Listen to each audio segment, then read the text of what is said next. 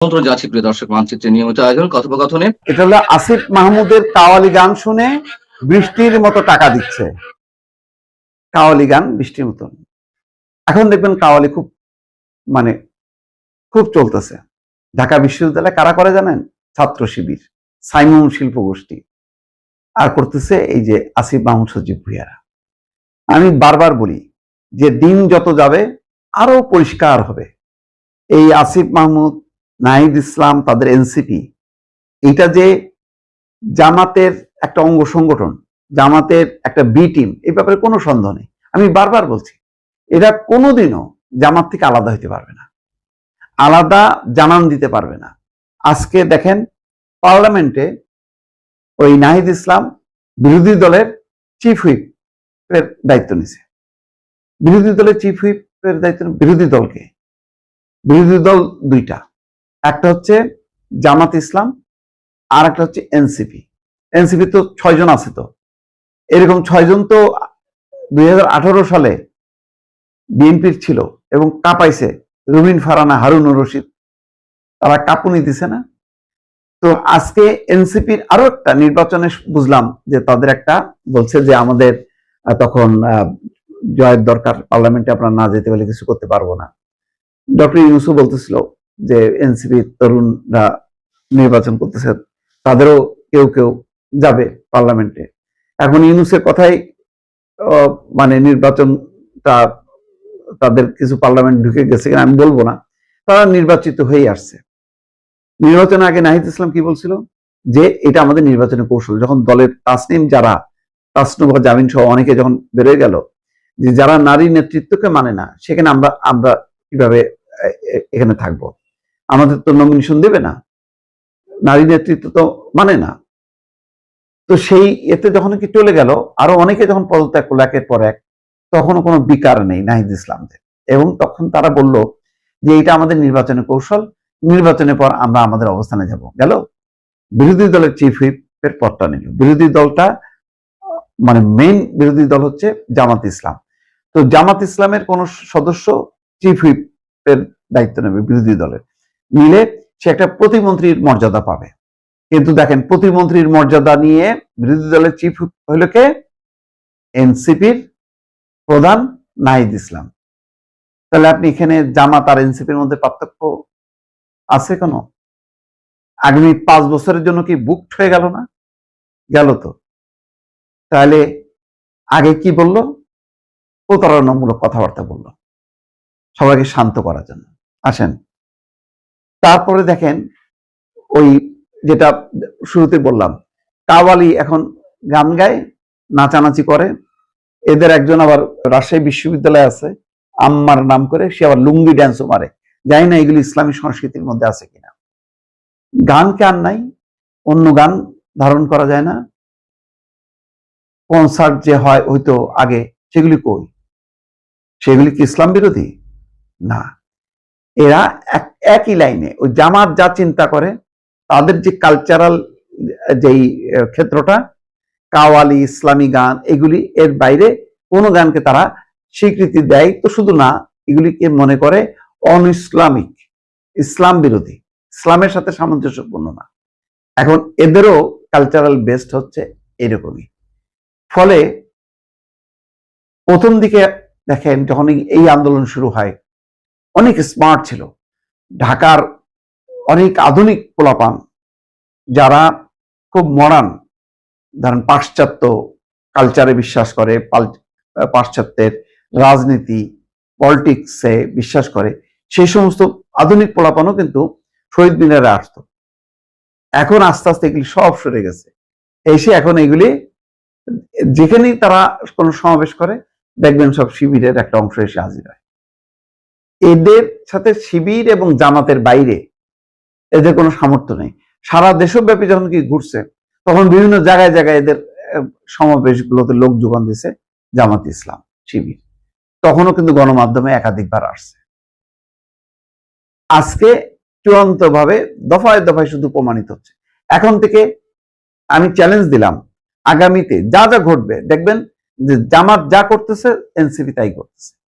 এমন কোনো ঘটনা পাবেন না যেখানে জামাতের বিপরীত কোনো অবস্থান আছে এনসিপি। অনেকগুলো প্রশ্ন, এগুলো লিখতে গেলে মোটামুটি মোটামুটি 3000 পৃষ্ঠার একটা রচনা হয়ে যাবে, তো এগুলো তো এভাবে বলা যাবে না। তো একটু জিনিস বলি আপনাকে, ডক্টর ইউনূসকে বলেন, আমি এখন ডক্টর ইউনূস বলতে রাজি না, কারণ মানুষের সর্বশেষ যে পরিচয় সেই পরিচয়টাই থাকে। সর্বশেষ তার পরিচয় হচ্ছে আদম ব্যাপারী।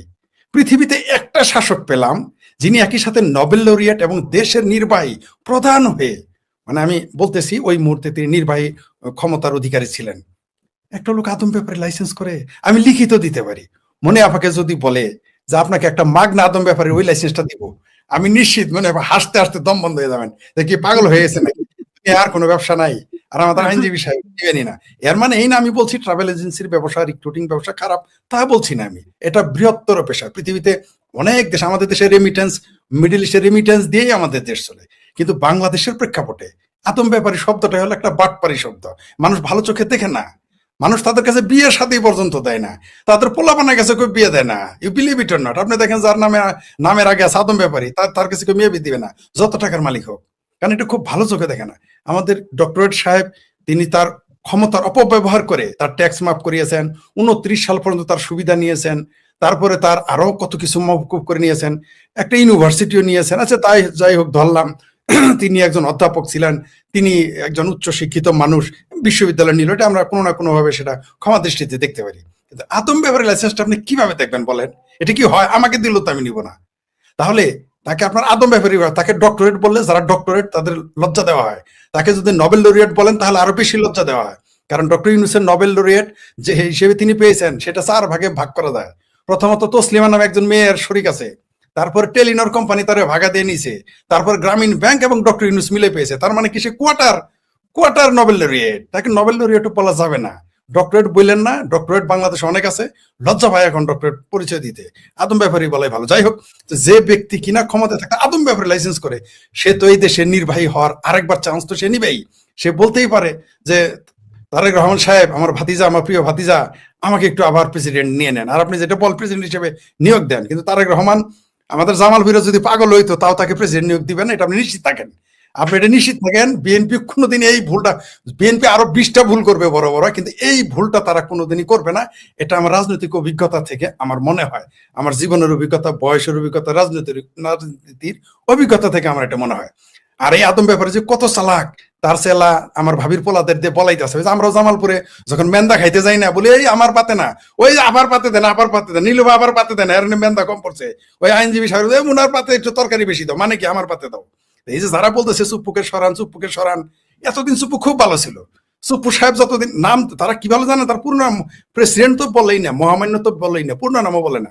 মানে চুপ্পু একটা আমগর বাংলাদেশ, আমগর এলাকায় থাকে যে কি গেন্দির বাবা, এরকম ভাবে আর কি, যে পেশার বাবা, এরকম ভাবে মনে হয় যে সে কিছুই ছিল না। কিন্তু এর হাতেই তারা শপথ নিয়েছে, তার নির্বাহী আদেশ দিয়ে অনেক কিছু বাস্তবায়ন করেছে। এখন আর ভালো না, তাহার এই ভাষায় বলতে হয়, এখন আর চুপ্পু ভালো না, চুপ্পু এখন খুব খারাপ হয়ে গেছে, নৌকা পার হয়েছে, মাঝে এখন শালা হয়ে গেছে। এরপরে যারা কি বলবে আল্লাহ জানে। তো এরা এই বাটপাড়িটা আমার ভাবির পোলাদের দিয়ে এগুলো বলাইতেছে, কারণ তিনি তো সেই লোক যিনি বলেছিলেন জনগণ আমাকে 50 বছর ক্ষমতায় দেখতে চায়। আমরা সেই ভাষণ তো শুনেছি। সেই লোকটা যে কত গ্রিডি, এটা যদি বলেও থাকে তার তো বলা উচিত না। একটু মানুষের তো চোখ খোলা যায়, তার বয়স 86-87 বছর বয়স, সে আরো 50 বছর ক্ষমতায় থাকবে, এই শব্দ শুনতে চায়। তার মানেটা কি? আপনি সেটাই শুনতে চান যেটা আপনার মনের ভিতরে আছে, কোনো সন্দেহ না। আমরা কোন গান শুনি যেটাকে আমরা ভালোবাসি, পছন্দ করি, তাই না? আমরা তো যে রূপবান গান পছন্দ করে তার সামনে তো আপনার মাইকেল জ্যাকসনের গান বাজাইতে পারবেন না, সে শুনবেও না যতই ভালো শিল্পী হোক। তো এই যে তারপর আসলেন হইলো আপনার, তার মানে সে তলে তলে ইচ্ছা আছে, মনের ভিতরে একটু ইচ্ছা আছে, সেটা সরাসরি প্রকাশ করতে পারতেছে না। যাই হোক, বিএনপি সেটা বুঝে, বিএনপিও সেটা বুঝে, বাংলাদেশের জনগণও সেটা বুঝে, আমাদের দর্শকরাও আমাদের সে ভালো বুঝে, কম বুঝে না একেবারে। আর দ্বিতীয় প্রশ্ন যেটা করেছেন তাদের, ওই যে কি উপহার নিয়ে বাটপারি, জামাত তো সারা জীবনই বাটপারি করে। ভাই নীলুফা চৌধুরী, মনিত দূরের কথা, আমি শেখপুরি, তো আপনারা যে আমাকে দালাল বলেন, আওয়ামী লীগের নরেন্দ্র মোদী দালাল বলেন, একটা আওয়ামী লীগের নেতার সাথে আমার ছবি দেখাইতে পারবেন? একটা আমার জীবনে, আমি হাফ প্যান্ট পরার পরের থেকে যেদিন ফুল প্যান্ট পরা শুরু করছি সেদিন থেকে রাজনীতিতে নামছি, একটা আওয়ামী লীগের সাথে আমার ছবি দেখাইতে পারবেন? তাহলে আর নীলুফার চৌধুরী আপাকে বলতেছেন আপনি গুপ্ত আওয়ামী লীগ, মানে আপনি যে জামাতি বট, এটাই কিন্তু আমরা বুঝে ফেলছি। জামাতি বট ভাইরা যতই চিকরা চিকরি করেন, আপনাদের বট বাহিনীতেই থাকতে হবেন। আপনারা এবার আওয়ামী লীগ নাই বলে আপনারা 68টা সিট পেয়েছেন। আমরা এগুলোও জানি, হাতে পায়ে তারেক রহমানের হাতে পায়ে ধরে, এই নীলুফা আপাদের হাতে পায়ে ধরে কিন্তু আপনারা পাশ করেছেন। আমরা জানি আপনাদের যে সুম্মা শফিক আছে না, যাকে দুষ্ট লোকেরা কেউ কেউ গে বলতেছে, গে সে কিনা সেটা আমাদের জানার দরকার, সেটা ব্যক্তিগতভাবে পার্সোনাল লাইফে এক একজনের ব্যক্তিগত ব্যাপার। কিন্তু সে প্রকাশ্য যে আলোচনা করতেছে, যে চরিত্র দেখাইতেছে, এই যে গুপ্ত না, তিনি একেবারে প্রকাশ্য গে। এই যে গে যে 3বার জামানত হারাইছে, এইবার কিন্তু হারাইছিল, আমরা কিন্তু জানি। তাই ভাই, কে গুপ্ত আওয়ামী লীগ, কে গুপ্ত বিএনপি, ওই গুপ্ত রাজনীতি জামাতি আপনারা করেন। আমরা এখানে কেউ গুপ্ত না, প্রত্যেকের চিন্তা চেতনা রাজনৈতিক অবস্থান স্পষ্ট। বাংলাদেশ আওয়ামী লীগের যারা কট্টর আওয়ামী লীগ, তারা নীলুফা চৌধুরীর নামই শুনতে পারে না। এটা আমি ব্যক্তিগতভাবে জানি। কেন? কারণ তিনি যাহা বিশ্বাস করেন তাহাই বলেন, আমরাও যাহা বিশ্বাস করি তাহাই বলি। আমরা ভাই কেউ গুপ্ত না, কেউ সুপ্ত না, আমরা যা বলার তা বলি। সেটা গেল এক বিষয়। এবার আসি উপহারের ব্যাপারটা। জামাত হইলো শুনে, চীন সারা জীবন সারা পৃথিবীর জিনিস নকল করে, আর জামাত হইলো তার চেয়েও বড় আব্বা, মানে বাব্বা। জামাতের আমির দেখি সব শয়তানের আব্বা, বিষয়টা এরকম। চীনেরে ফেল করে দিয়ে, চীন সারা জীবন নকল করে, এবার চাইনিজ জিনিসের নকল করে তারা নিজের নামে উপহার চালাই দিছে। এরপরও জামাতের লজ্জা হবে না? এদের আমি বলেছি বারবার যে বেহায়া, বেলাস, আর ইয়ের ভাষা চরমনায়ের পীরের বাপের ভাষা হলো বেআমল, উশৃঙ্খল হইতে হবে। আমি ওইটাও বাদ দিলাম। কিন্তু বেহায়া, বেলজ্জা, মুনাফেক, ভণ্ড, এগুলো না হলে, আর ঠাড়া বড় মিছা কথা না কইতে পারলে আপনি জামাত হইতে পারবেন না। প্রশ্নই আসে না, কোনো দিনই হইতে পারে না, পারবেন না। আমি লিখিত দিতে পারি। একটা সর্বশেষ যে জামাতে যোগ দিছে, সেও যায় দেখবেন যে ঠাড়া বড় মিছা কথা হয় শিখে গেছে, আর না হলে জামাতারে শিখিয়ে তারপরে নিয়েছে। ঠাড়া বড় মিথ্যা কথা না বলে, নীলফা আফার যদি কোনোদিন যদি জামাতে যায়, যদি এটা কিয়ামত পর্যন্ত সম্ভব না, ঠাড়া বড় মিথ্যা তাকে বলতে হবে, তাছাড়া সম্ভব, এটা আপনি নিশ্চিত থাকেন। তো এই দেখেন এরা কত বড় বদ। এরা চাইনিজ, কোন চায়না, এরা না এত ইসলাম প্রেমী, এরা না এত ইসলামকে ভালোবাসে, এরা না এত একেবারে আল্লাহর আইন বাস্তবায়ন করতেছে কৃষ্ণ নন্দীকে দিয়ে, এত ইসলাম পালন করছে যে নারীর নেতৃত্ব। নীলুফার চৌধুরী মণি প্রধানমন্ত্রী হবে, এটা তাদের কাছে হারাম। কিন্তু কৃষ্ণ নন্দীকে জামাতের এমপি বানাবে, নেতা বানাবে, এটা আরাম। এদের উপরে কি সূরা নাজিল হয়? আমার মনে হয় আল্লাহ আমাদের পবিত্র কোরআনে 114টা সূরা নাজিল করছে, ওদের বোধহয় আলাদা কোনো কোরআন আছে, সেখানে 117টা সূরা নাজিল হয়। সেখানে বোধহয় সূরায় বগি ঠগি আছে। নইলে এটা কিভাবে বলে নারী নেতৃত্ব হারাম? নীলুফা চৌধুরী কোনোদিন নেতা হইতে পারবে না, শেখ হাসিনা নেতা হইতে পারবে না, দেশে খালেদা জিয়া হইতে পারবে না, যদিও তারা প্রত্যেকেই নেতা, কেউ ছিল কেউ এখনো আছে। কিন্তু কৃষ্ণ নন্দীরে দেওয়া যাবে, ওইটা হালাল হয়ে গেছে। কৃষ্ণ নন্দীরে ভোট দিলে আপনি চালায় বেহেশতে চলে যাবেন জামাতে। এরা আল্লাহর সাথে বাটপারি করে, বেহেশত বিক্রি করে। এরা বেহেশত বিক্রি করে সেই দল যে চাইনিজ অ্যাম্বাসেডারের কাছ থেকে এই কি উপহার নিয়ে, সে তো বাটপারি করবে নিজের নামে। আরো বিস্ময়কর ব্যাপার, ছবিগুলো জুম করে দেখেছেন? আমি জুম করে দেখেছি। প্রত্যেকটা মানুষ সচ্ছল, আপনি দেখেন প্রত্যেকটা মানুষ সচ্ছল, তাদেরকে উপহার দিয়েছে। এই উপহারগুলো তো সাধারণ দরিদ্র মানুষের জন্য। তার ওই যে জামাতের একটা নিয়ম আছে, মায়ের পেটের ভাইয়েরও দাফন কাফনের কাপড় কিনে দিবে না, ওই মরার পরে যে বাস থাকে ওই বাস দিবে না। কিন্তু তার দলীয় লোক হলে তার ব্যাংক লোন দিবে, তার উপহার দিবে। এমনকি কুরবানি দিলে গোস্ত দিবে না মায়ের পেটের ভাই। এই তো জামাত। জামাতের ভণ্ডামিটা থাকবেই। এরা 47 সালে পাকিস্তান চায় নাই, 71 সালে বাংলাদেশ চায় নাই। এরা যে কি চায় আর কি চায় না, এটাই আপনি বুঝতে পারবেন না। এরা কখন যে কি, সকালে এক কথা বলে বিকালে আরেক কথা। এরা সকালবেলা বললো আমরা শপথ নেব না, যদি কি বিএনপি না কি না করে শপথ নিবে না, বিএনপি যদি কি 28 দফাতে স্বাক্ষর না করে। এরা 2 ঘন্টা পরে গিয়ে সেরে আর দেখিছে যে মাশাআল্লাহ বিএনপি নেতাদের আগে গিয়ে শপথ নেওয়া শুরু করছে। তো এই জামাত সম্পর্কে একজন বলেছে, এই জামাতের আমির সম্পর্কে কি বলবো? এই লোকটা হইতেছে যে নারীদের বেশ্যা বলেছে, কর্মজীবী নারীদের, অথচ তার ওয়াইফ একজন কর্মজীবী নারী। যার নেতারা বিশ্ববিদ্যালয়ের ছাত্রীকে বেশ্যা বলেছে। এদের নিয়ে আর কি বলার আছে? আমাদের দুর্ভাগ্য এই দলটাকে মানুষ সমর্থন করে। আমি বিস্মিত হয়ে যাই, অবাক হয়ে যাই। বাংলাদেশের মানুষের আকল কি নষ্ট হয়ে গেছে যে এইরকম জামাতিদের মানুষ সমর্থন করে? মুখপাত্রের নামের মধ্যে জয় 1 নম্বরে আছে, এতে কোনো ইয়ে নেই। জয় 1 নম্বরে আছে, কিন্তু তাকে তো তার সমস্ত আমেরিকান সবকিছু ছেড়ে এইগুলোতে আসতে হবে। আর সাংগঠনিক ব্যাপার টোটালটাই শেখ হাসিনার হাতে নিয়ন্ত্রণ এখন আছে। তিনি সেন্ট্রাল কমিটি রিঅর্গানাইজ করতেছেন, অনেকেই বাদ পড়ছেন, এটা আপনি নিশ্চিত থাকতে পারেন।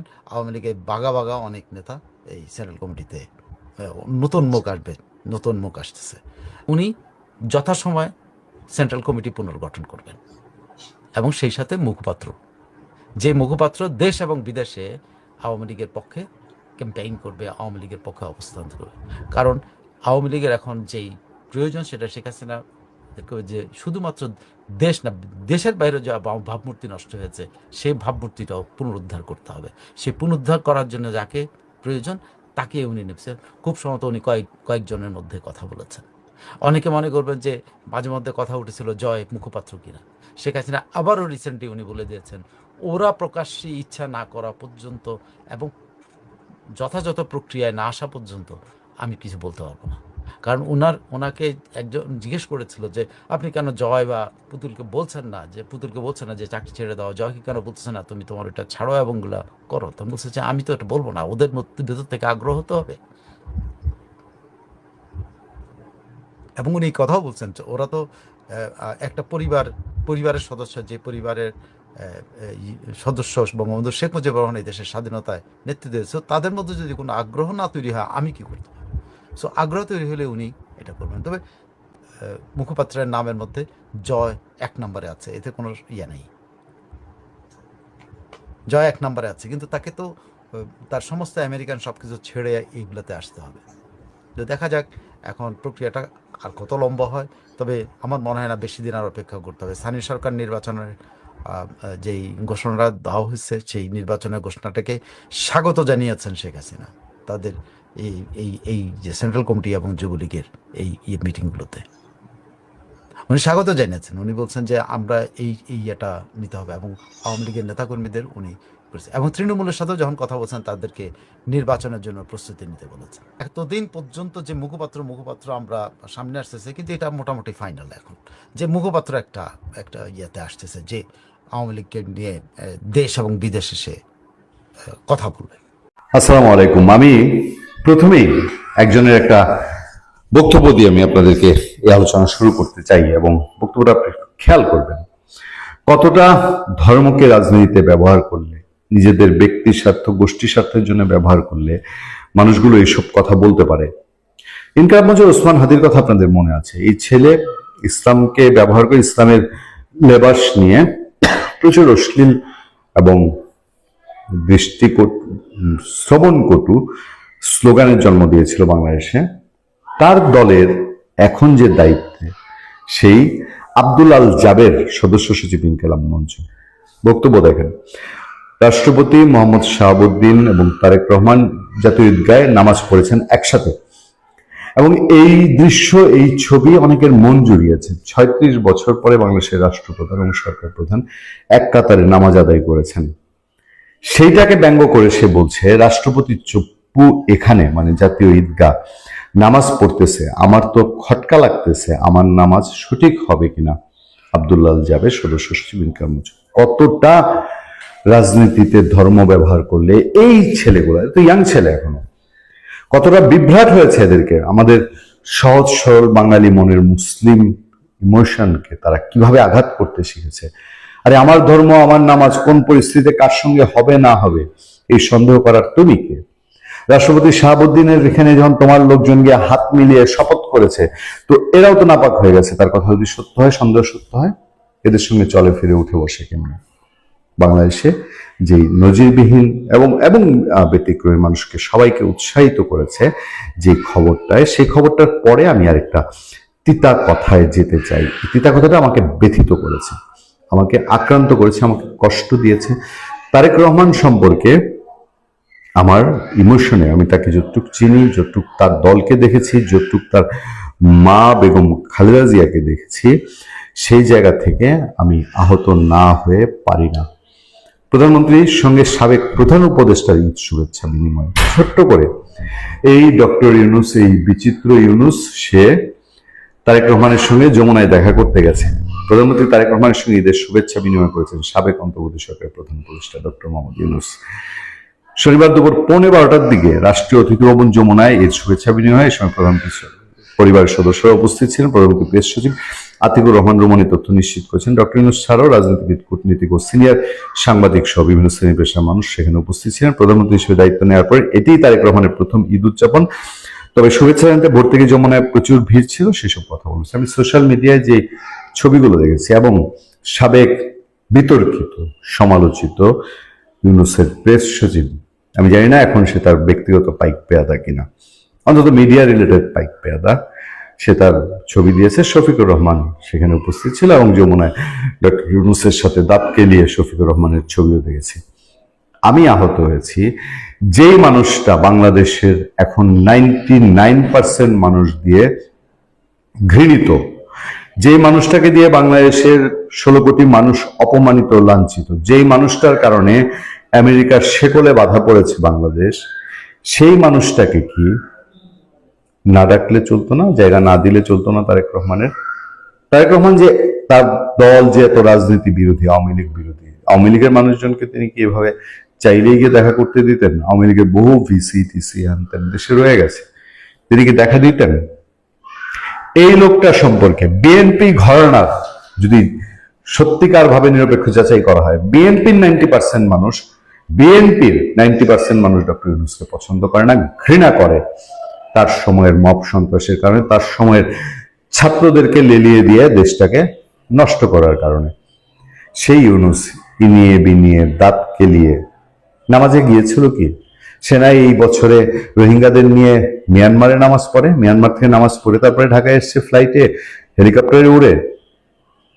এই লোক, ওই যে আমি শুরুতে জাবেরের কথা বলছিলাম না, এই লোকের ধর্ম নিয়ে মানুষের মধ্যে অসংখ্য সন্দেহ আছে, মানুষের মধ্যে সন্দেহ আছে এই লোক ক্ষমতায় আসার আগে সবশেষ কবে ঈদের জামাত পড়েছেন, কবে তাকে টুপি মাথায় দেখা গেছে। সেই লোক ঈদের জামাতে গেলে ঈদের জামাত নিয়ে সন্দেহ তৈরি হয় না জাবেরদের, যে ঈদের জামাত কি কবুল হবে কিনা, আর শাহাবুদ্দিন নিয়ে তাদের সন্দেহ তৈরি হয়। এই লোক বাংলাদেশে